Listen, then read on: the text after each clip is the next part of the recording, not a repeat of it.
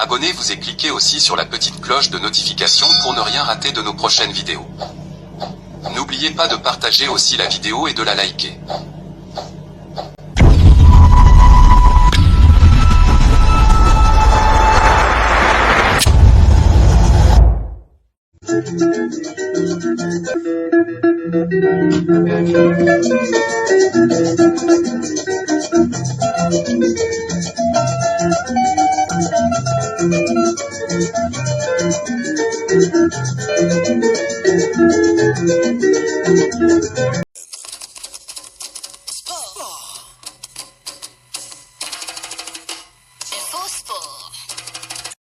Jusqu'ici, il n'y a aucune réaction de la FECOFA, aucune réaction de la Ligue nationale de football, puisque pour l'instant, Desampé est toujours dans le bas du classement, dans la zone de relégation.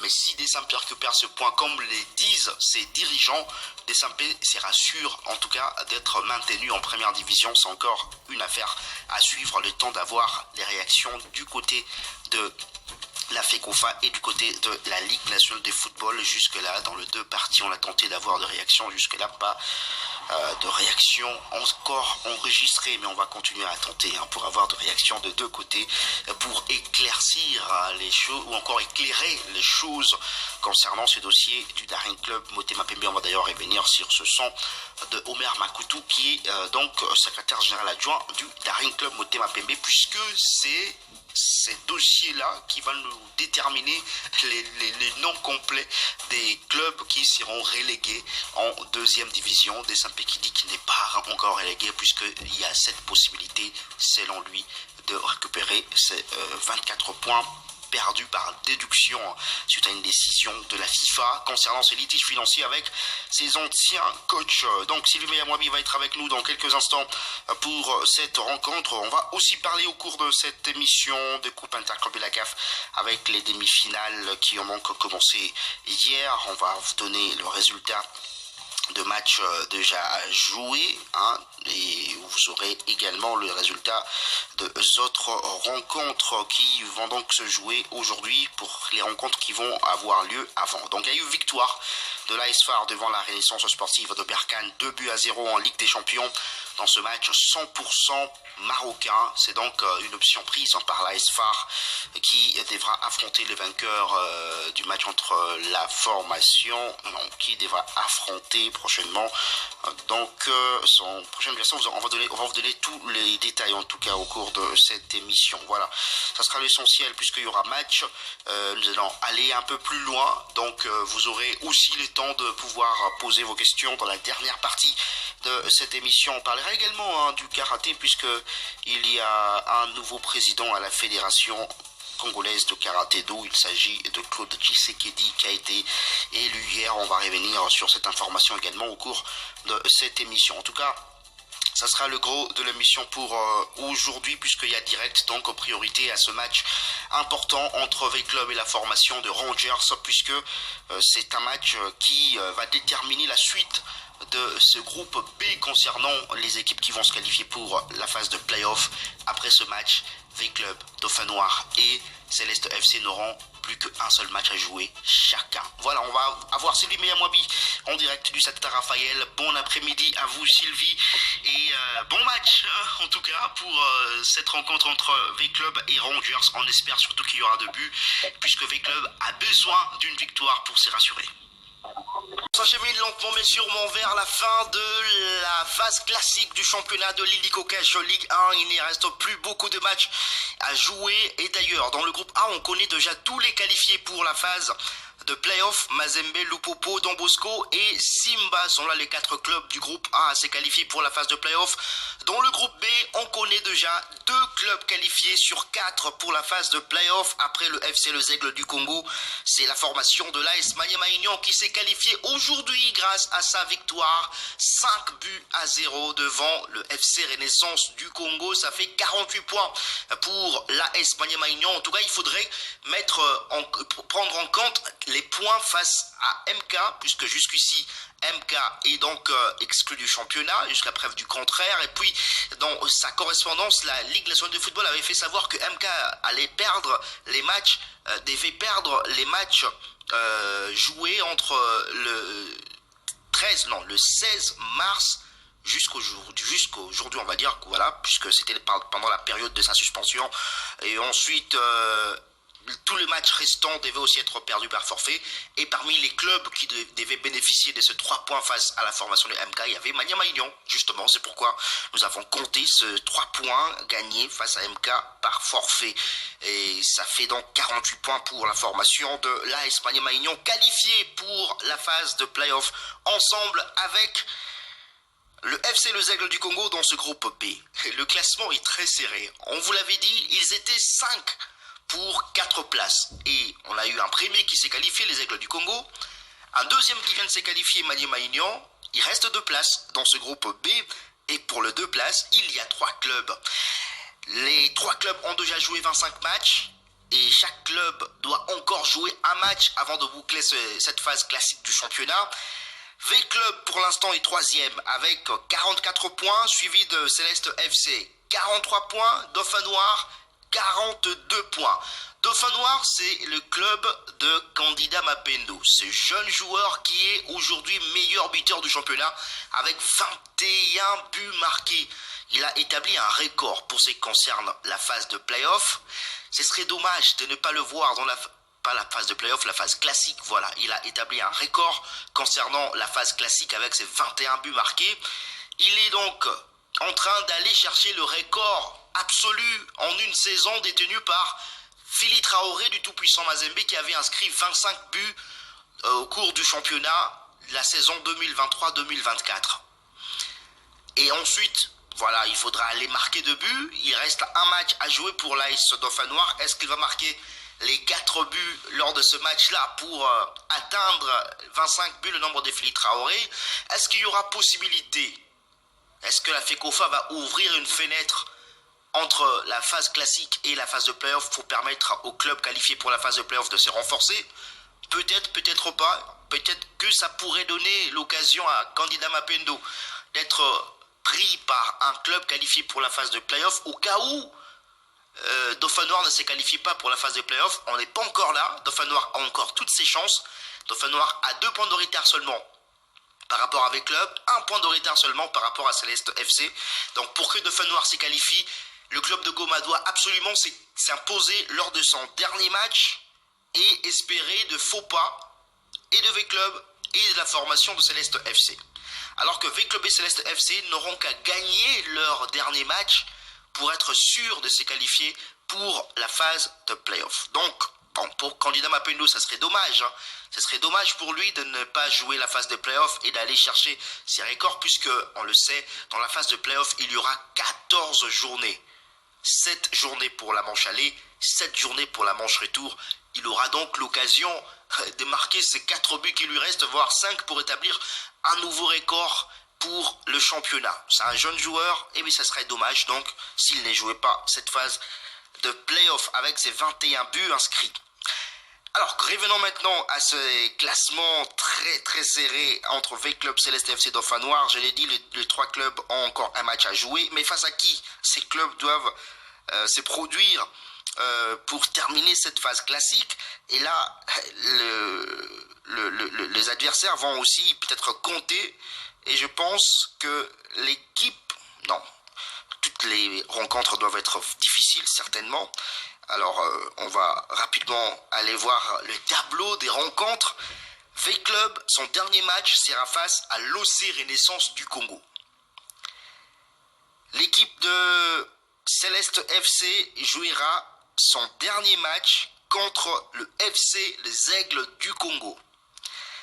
Dauphin Noir, de son côté, jouera son dernier match contre l'Académique Club Rangers. Quand on regarde les adversaires de la dernière journée, on voit bien qu'il y a des clubs qui peuvent se heurter à des vrais obstacles lors de cette dernière journée. Alors, comment ça va se passer? On ne sait pas encore. Donc, Céleste FC contre FC Les Aigles du Congo, V-Club contre OC Renaissance du Congo, et puis Dauphin Noir contre l'AC Rangers. Ce sont là les 3 dernières rencontres les plus importantes dans ce groupe B pour déterminer les 2 derniers clubs qui vont se qualifier pour la phase de play-off. la relégation. On a 2 clubs qui ont été exclus. Il y a Martin Pêcheur au début du championnat pour absence totale sur l'aire de jeu pendant 3 rencontres, donc 3 forfaits écopés pour absence totale sur l'aire de jeu. Ensuite, il y a eu la formation de MK qui s'est battu toujours pour être remis dans ce championnat. MK qui avait au moment de son exclusion du championnat. Ouh là là. MK qui avait au moment de son exclusion du championnat. Ouf. Avec le point perdu par forfait entre le 16 mars pendant cette période de suspension, les 4 matchs perdus par forfait. Alors ça fait pas du tout les affaires de MK. MK qui a 19 points pour 26 matchs joués, même si le club avait été réintégré au championnat, ce serait quand même insuffisant pour être maintenu en première division pour la formation de MK. Je ne sais pas s'il va y avoir d'autres choses, mais si on tient compte de cette correspondance de la Ligue nationale de football qui avait exécuté la décision du CONOR de la FECOFA, avec d'abord la perte de match, les 4 matchs joués pendant cette période de suspension par forfait, ensuite la perte par forfait de tous les matchs restants par la formation des MK, ça ne fait que 19 points pour MK, même si le club arrivait à avoir gain de cause et donc être réintégré dans le championnat, ça serait insuffisant pour être maintenu en première division pour la formation des MK. Bukavu Dawa aussi relégué avec Bukavu Dawa qui compte 16 points. Avec 16 points, c'est mort pour la formation de Bukavu Dawa qui ne peut plus être donc maintenu en première division. Et la dernière place pour la relégation en deuxième division, là, c'est pas encore connu officiellement. Bon, le Daring Club Motema Pembe, pour l'instant, puisqu'on n'a pas encore de réaction de la FECOFA ni de la Ligue nationale de football, Desampe est toujours dans la zone rouge. Donc, pour l'instant, mathématiquement, c'est Desampe qui doit être relégué. Mais attention, les dirigeants du Daring Club Motema Pembe, eux, espèrent toujours récupérer les 24 points perdus par déduction suite à une décision de la Fédération internationale de football association sur le litige avec ses 4 anciens coachs. Il fallait déduire 6 points au Daring Club Motema Pembe, mais il y a eu cette correspondance arrivée le 26 mars dernier qui parlait de la déduction de points pour le cas Andrea Agostinelli pour la saison 2026-2027. Alors Desampe s'accroche sur cette correspondance de la FIFA pour dire que la FIFA est revenue sur sa décision. Selon le secrétaire général adjoint de la formation de Daring Club Motema Pembe, Omer Makutu, la FIFA serait revenue sur sa décision et donc les points à retrancher de Desampe, ça serait donc pour la saison 2026-2027 en cas de non-paiement dans le 90 jours à partir du 26 mars. Et pour lui, les points perdus par déduction, les 24 points, doivent être restitués au Daring Club Motema Pembe. Nous l'avions joint au courant du week-end dernier. Je vous propose d'écouter Omer Makutu. Jonathan, je voudrais fixer l'opinion. Le 26 mars 2026, FIFA a pris une décision. 90 jours qu'on accorde à Daring Club Motema Pembe de régler le litige avec ses créanciers. Et après 90 jours, au cas où le Daring Club Motema Pembe ne trouvait pas solution, il y a 1. Interdiction de recruter. 2. Déduction de points. 3. La relégation de Daring Club Motema Pembe. C'est très important. Et puis, dans les cas de déduction des points de Daring Club Motema Pembe, après 90 jours, vous ne réglez pas cette situation-là, la déduction des points, c'est pour la saison 2026-2027. Donc, c'est pour vous dire que cette saison, le Daring Club Motema Pembe n'a pas droit à une déduction des points. Donc c'est pour dire que les Drinks est encore dans cette compétition de la Ligue à foot en bon uniforme. Vous voulez dire que le 24 points déduit d'Arin Club Motema Pembe ne devrait pas l'être? Mais bien sûr. Mais pourtant, la dernière lettre de la FIFA demandait bien qu'on puisse déduire au Daring Club Motema Pembe 24 points. La FIFA a revu sa décision. Que dit la FECOFA sur cette affaire? Puisque la FECOFA n'a pas notifié la Ligue nationale de football C'était une décision entre les parties. Les parties ont été notifiées et effectivement la FECOFA aussi, mais ce sont les deux parties qui ont été notifiées et dès que nous avons cette notification-là, nous allons vers la FECOFA et la FECOFA va s'y mettre. Je voudrais apaiser le cœur de ces deux humains-là qui a été brisé. Donc le Daring Club Motema Pembe, selon vous, CG, récupère ses 24 points perdus. Mais bien sûr, nous sommes dans la course. Le Daring doit récupérer ce point-là. Et c'est comme ça que nous remercions la doigté, la foot, et la doigté même des actuels responsables de la FECOFA. Et ils ont fait un travail de tutant. Voilà, c'était là Omer Makoutou qui est secrétaire général adjoint du Daring Club Motema Pembe. En tout cas, nous on va attendre une notification officielle de la FECOFA à la Ligue nationale de football pour demander cette restitution de points ou pas. Donc voilà, c'est une affaire donc à suivre. On va rester un peu pendu à cette décision qu'on va attendre finalement. Desampé reste ou pas. Voilà, le souhait de Daringmen, c'est de voir cette équipe rester, puisque si Desampé se voit restituer les 24 points déduits, Desampé sera sûr de terminer la saison en première division, donc d'être maintenu en première division. Alors si Desampé récupère ses points, ça ne fera pas du tout l'affaire de la formation de l'OC Renaissance du Congo qui sera condamné à la relégation. Donc OC Renaissance du Congo est en train donc de vouloir que la situation reste comme ça. Et de l'autre côté, Desampé veut récupérer ses points. Donc ça va juste changer cela. Si Desampé récupère le point, c'est l'OC Renaissance du Congo qui sera relégué. Parce que l'OC Renaissance du Congo, pour l'instant, occupe la 11e position du classement. 25 matchs joués et 22 points pour l'OC Renaissance. L'OC Renaissance qui ne peut plus dépasser le FC Renaissance du Congo, puisque FC Renaissance du Congo a 25 points et a terminé tous ses matchs. Mais vous le savez, en cas d'égalité de points entre deux clubs, on regarde le nombre de défaites. Alors quand on regarde le nombre de défaites, OC Renaissance c'est 11 défaites enregistrées. FC Renaissance du Congo c'est 9 défaites enregistrées. Même si OC s'impose lors de son dernier match, ça fera 25-25, mais grâce à un nombre inférieur de défaites, le FC Renaissance du Congo restera toujours devant la formation de OC Renaissance. Donc, l'OC Renaissance du Congo, là, est en train aussi de vouloir que la situation reste intacte, que Desampé ne récupère pas le point. Et de l'autre côté, c'est Desampé qui veut récupérer ses points pour être maintenu en première division. On va encore chercher à avoir de réactions concernant ces dossiers de Desampé, côté FECOFA et côté Linafoot. On espère que on va trouver de réponses à cette question concernant le Daring Club Motema Pembe. Ça, c'est pour le groupe B. Alors, on va aller dans le groupe A. Dans le groupe A, le suspense concernant le play-off était déjà fini depuis quelques journées, puisque, je vous l'ai dit, on connaît les 4 clubs qualifiés pour la phase de play-off dans ce groupe A. Il s'agit du tout-puissant Mazembe, de Lupopo, de Don Bosco et de Simba. Donc, ça fait 4. Concernant la relégation, l'US Panda est relégué, ça c'est sûr. Chicas, qui a fini ses matchs avec 28 points, est relégué également, c'est sûr. New Soger a encore un match à jouer contre 30 points. Il y a Bazano qui vient d'être relégué après sa défaite face à la formation de Lupopo 2-0. 30 matchs joués, c'est fini donc pour Bazano avec ses 30 points relégués. On connaît 3 relégués sur 4 dans ce groupe A.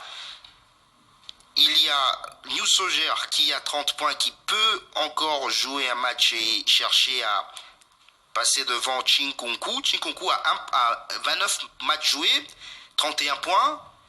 New Soger, 29 matchs joués, 30 points. Il y a également Malolé qui a 28 matchs joués et compte 30 points. On ne va pas non plus laisser la formation de Sangabalende semble être sortie de ce problème avec 14 défaites.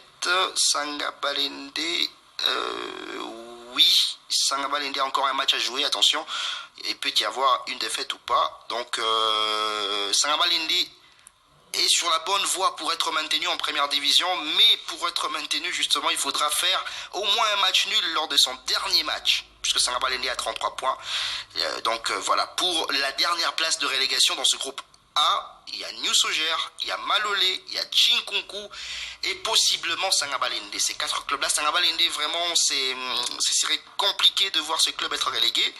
Donc Chinkunku, Malolé et New Soger vont donc se battre jusqu'au bout pour ne pas être relégués, puisque de ces clubs que j'ai cités, il y aura un qui devra être relégué à la dernière journée.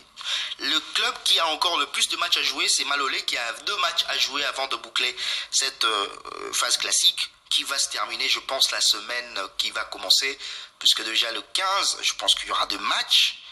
On va aller voir rapidement le calendrier de ces championnats nationaux de l'Illico Cash Ligue 1 avec quelques matchs encore à jouer. Allez, on va rapidement regarder ce calendrier. J'espère qu'il n'y aura pas de réaménagement encore une fois pour la suite.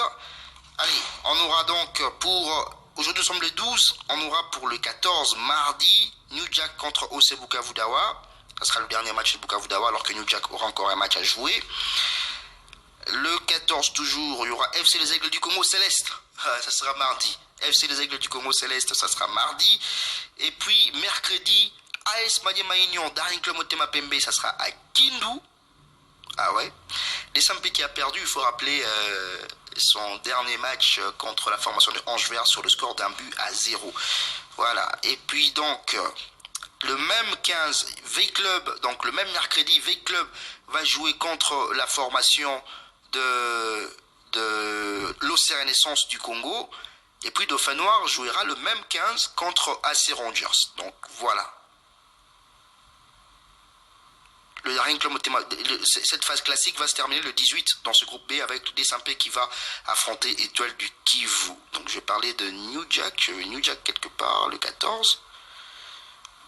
C'est pas possible pour New Jack de jouer les 14 et les 15. Donc il y a une erreur qui devra être corrigée. Voilà, pour la formation de New Jack qui va jouer les 14 et son prochain match contre Ange Vert ne devrait pas être programmé pour les 15. Peut-être que ça sera les 18. Donc le 18, on va boucler avec la phase classique dans ce groupe B.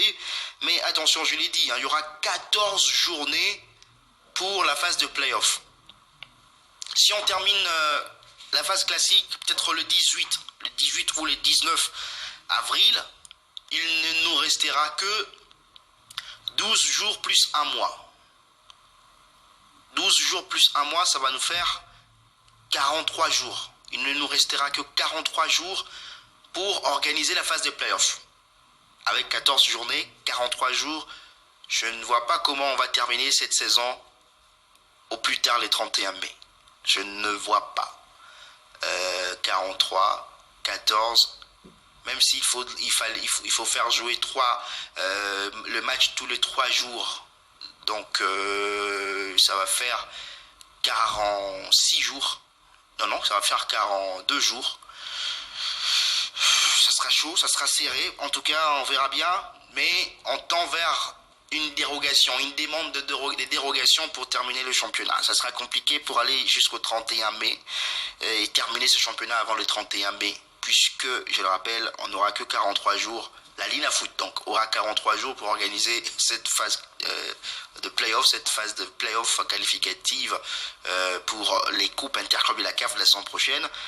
Ça sera très serré, mais je pense que la fédération aura besoin d'une dérogation pour pouvoir terminer ces championnats avec les 14 journées de la phase de play-off. Il faudra déjà y penser, puisque en 43 jours, je vois mal.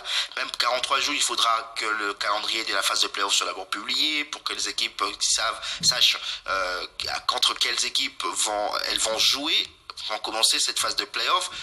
Ça va encore prendre un peu de temps. Donc, je pense que on s'achemine lentement, mais sûrement vers une nouvelle dérogation pour terminer ce championnat national de l'Illico Cash Ligue 1. Voilà ce qu'on peut dire sur le championnat national.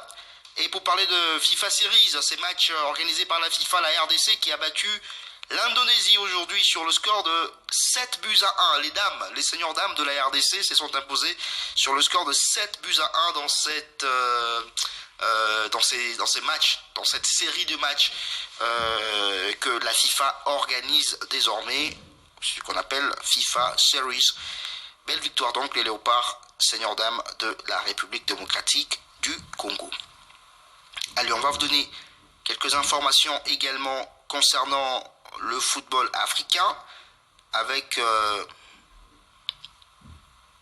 les demi-finales allées de la Ligue des Champions et de la Coupe de la Confédération, le temps que nous puissions avoir tous les résultats et le programme. On va commencer par la Ligue des Champions de la CAF avec les matchs joués hier, un seul match d'ailleurs joué hier. Victoire de l'AS FAR devant la Renaissance sportive de Berkane, 2-0. Et aujourd'hui, il y aura le match entre l'Espérance sportive de Tunis et Mamelodi Sundowns. Ça sera à partir de 20h. Belle option prise par l'AS FAR pour une qualification en finale. Face donc à la Renaissance sportive de Berkane. Et on va voir le score de ce soir entre l'Espérance sportive de Tunis et la formation de Mamelodi Sundowns. En Coupe de la Confédération. Coupe de la Confédération, il y a également 2 demi-finales prévues. Le CR Belouizdad a été battu par Zamalek sur le score d'1-0 au match aller. Donc c'était le 10, c'est vendredi soir. Et samedi, hier, il y a eu 0 but partout entre l'USM Alger et l'Olympique Club de Safi. Ce match s'est joué sans les drapeaux des deux pays. Avec les tensions politiques entre l'Algérie et le Maroc, dans le stade où s'est jouée cette rencontre-là, on n'a pas vu de drapeau ni de l'Algérie ni du Maroc. Bizarrement, voilà. Avec cette tension qui revient tout le temps entre le club marocain et les clubs algériens dans quasiment toutes les éditions de Coupe Interclub de la CAF. On va encore s'y rappeler de cet épisode entre la Renaissance sportive de Berkane et la formation de l'USM Alger encore. Voilà, c'était MC Alger, le Mondial Club d'Alger. C'était quasiment... Ce match-là d'ailleurs n'avait pas eu lieu. Cette rencontre-là n'avait pas eu lieu suite à un problème de carte. La carte géographique du Maroc qui était placée sur le maillot de la Renaissance sportive de Berkane ensemble avec le Sahara occidental. C'est que les Algériens n'ont pas accepté, ils n'ont pas voulu jouer pour ça. Et ce match-là n'avait pas eu lieu. Voilà, pour voir les tensions politiques entre les deux pays. Sport. Info Sport.